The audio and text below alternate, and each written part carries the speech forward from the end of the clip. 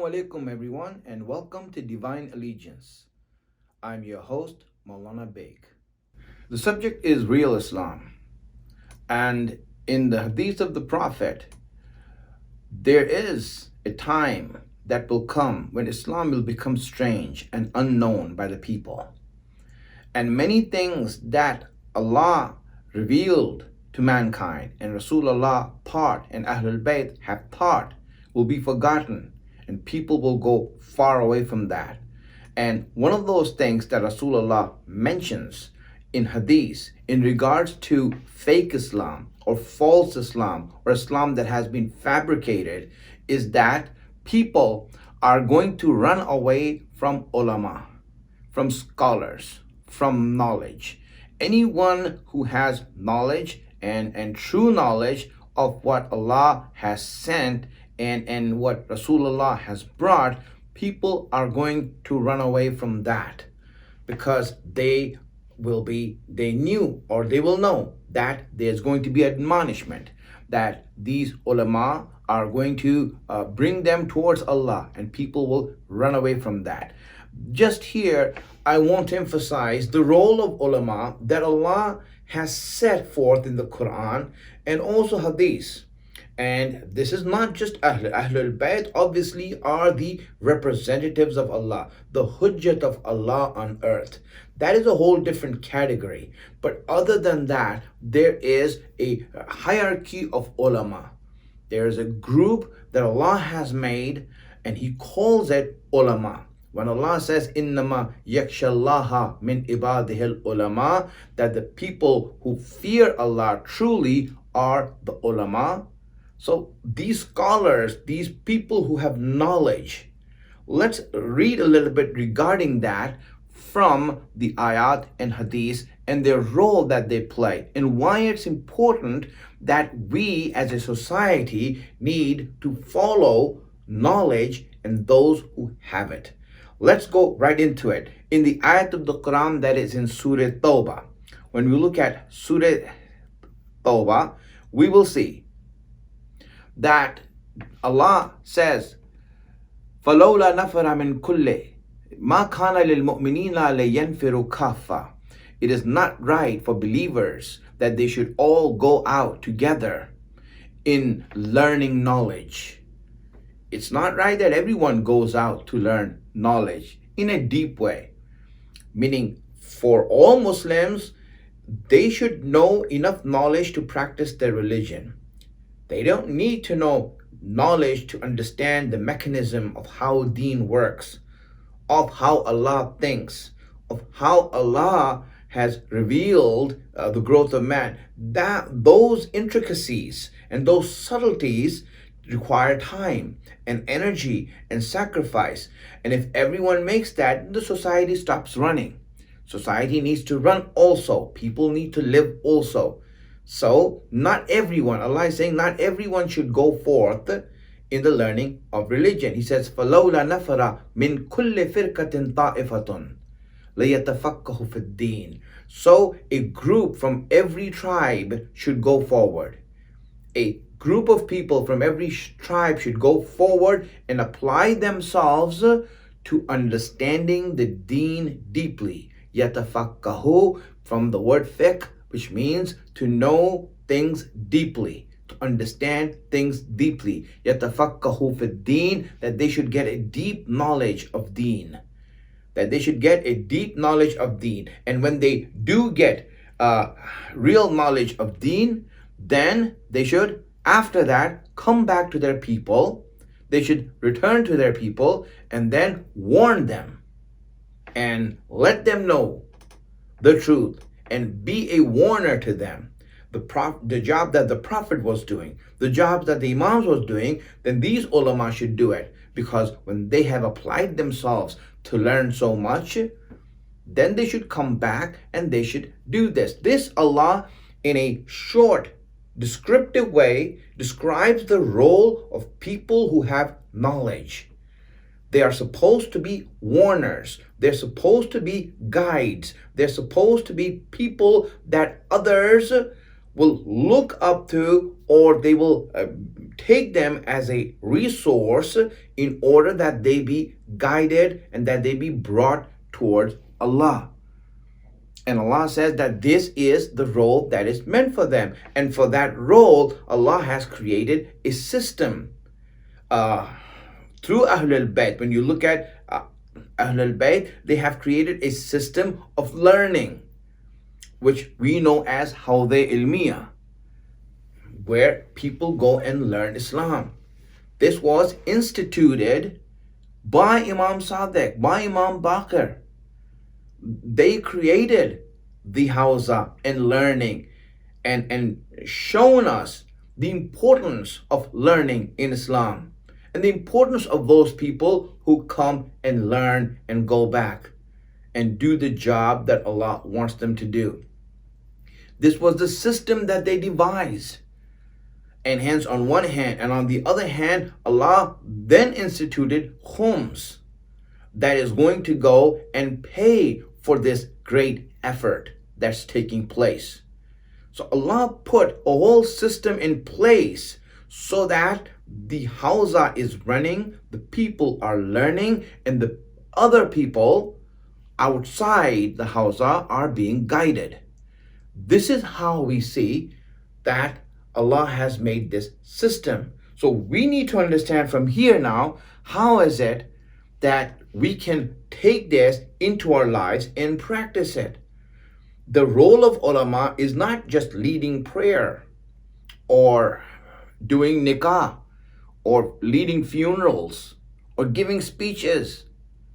That's not the role of ulama. I mean, in order to lead a prayer, you don't need to learn for 10, 15 years. In order to read nikah, you don't need to learn at all. In order to do the funeral, again, you just need to know the ahkam of dafan, which you can read in any Risale Amaliya. Most people who do the dafan and tadfeen of mu'mineen who die are not ulama at all. They're people who work for that job. They just know the rules. That's it. And for giving speeches, nowadays, the most famous speakers are the ones who don't know anything at all. So that doesn't require any learning. Then what is this learning for? Why are people going and studying for many years, a whole lifetime for? What's the purpose behind it? And that's where you see Allah is saying this, that these people, Allah has meant for them to do what? As Allah says in the Quran, let me read that for you. لِيُنْذِرُوا قَوْمَهُمْ إِذَا رَجَعُوا إِلَيْهِمْ لَعَلَّهُمْ يَحْذَرُونَ, that they may warn their people when they go back to them. They learn and they go back and become warners. The same job that the prophets were doing.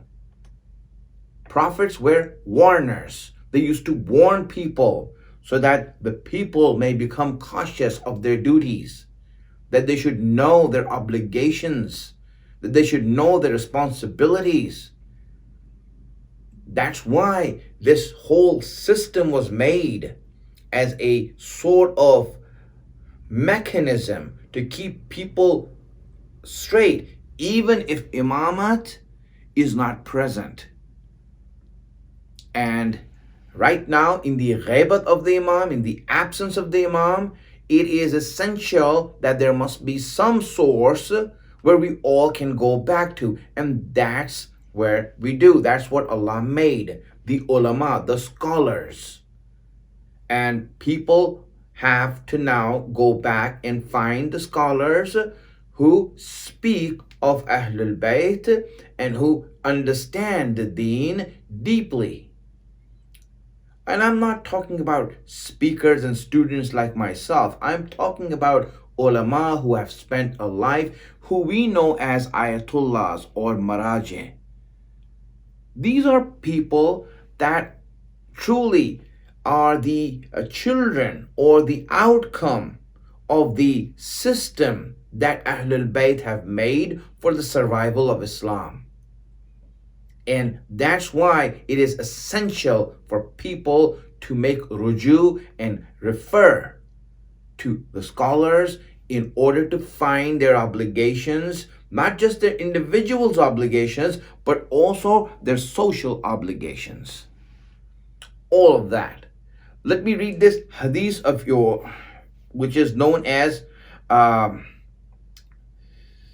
Maktube Umar ibn Hanzala.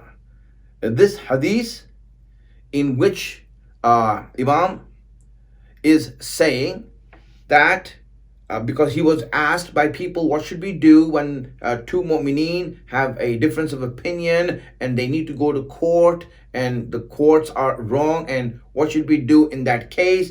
He said that يَنْظُرَانِ إِلَى مَنْ كَانَ مِنْكُمْ مِمَّنْ قَدْ رُوِيَ حَدِيثُنَا وَالنَّظَرَ فِي حَلَالِنَا وَحَرَامِنَا وَعَرَفَ أَحْكَامِنَا. He says that these two people should refer to someone who speaks of our hadith, who know our halal and our haram, meaning that they have learned halal and haram, they have learned the fiqh and usul al-fiqh, and that they know our ahkam. Those who know ahkam, they should refer to them.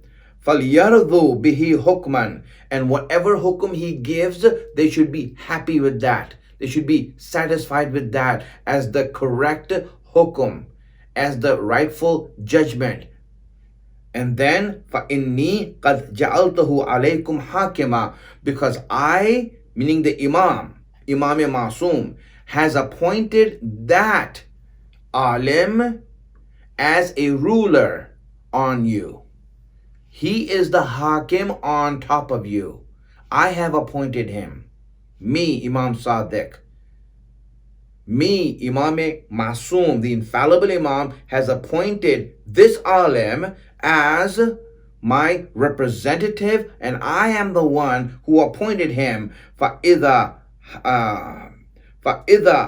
حَكَمَ بِحُكْمِنَا فَلَمْ يَقْبُلْهُ مِنْهُ فَإِنَّمَا اسْتَخَفَّ بِحُكْمِ اللَّهِ. And anyone who doesn't accept the ruling that he has given, then he has ridiculed Allah's hukum.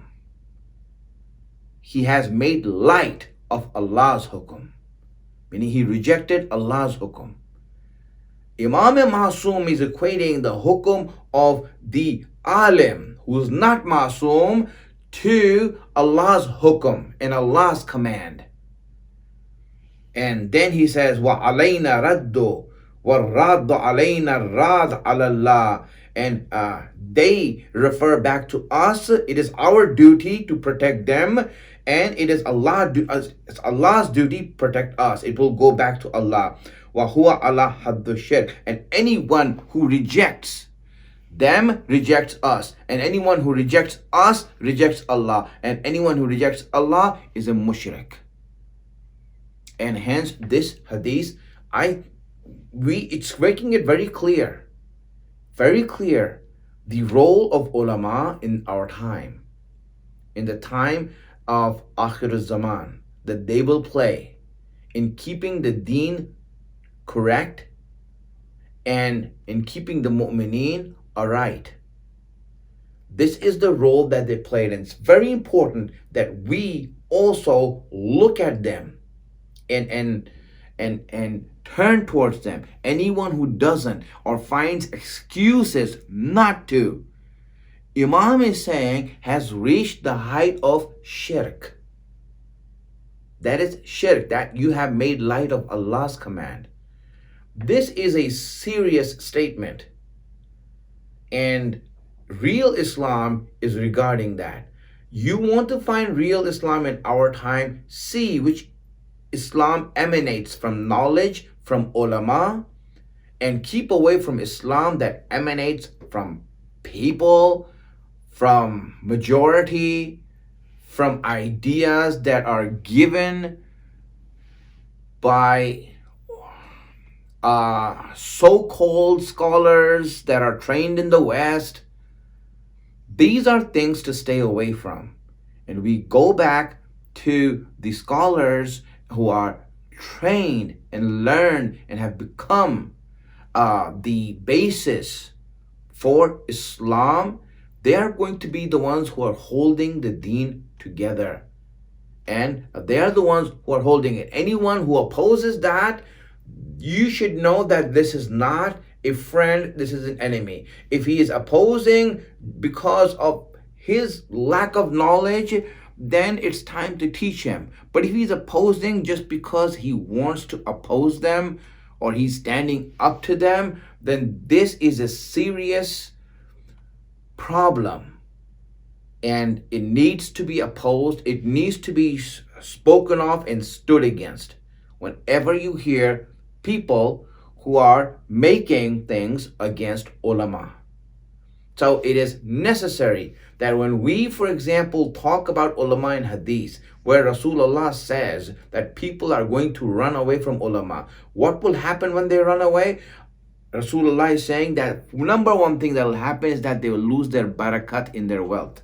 They will have wealth, but they'll have no barakat in it. The second thing that will happen to them is that Allah will make them live under kafir and zalim rulers. They will live under them and they'll be happy with them. They'll be okay with them. They will live in a state and they say, well, everything over here is just, unlike Muslim countries. Muslim countries are terrible. Look at the country that we live in. It's so nice here. They follow Islam and others don't. So they'll be happy with it. And that's what Allah will do to them. And the third thing He will do to them is that He will make them die without faith, meaning they will die as a kafir. They're mu'mineen who will die as a kafir, people who run away from ulama. And this is what we want to avoid.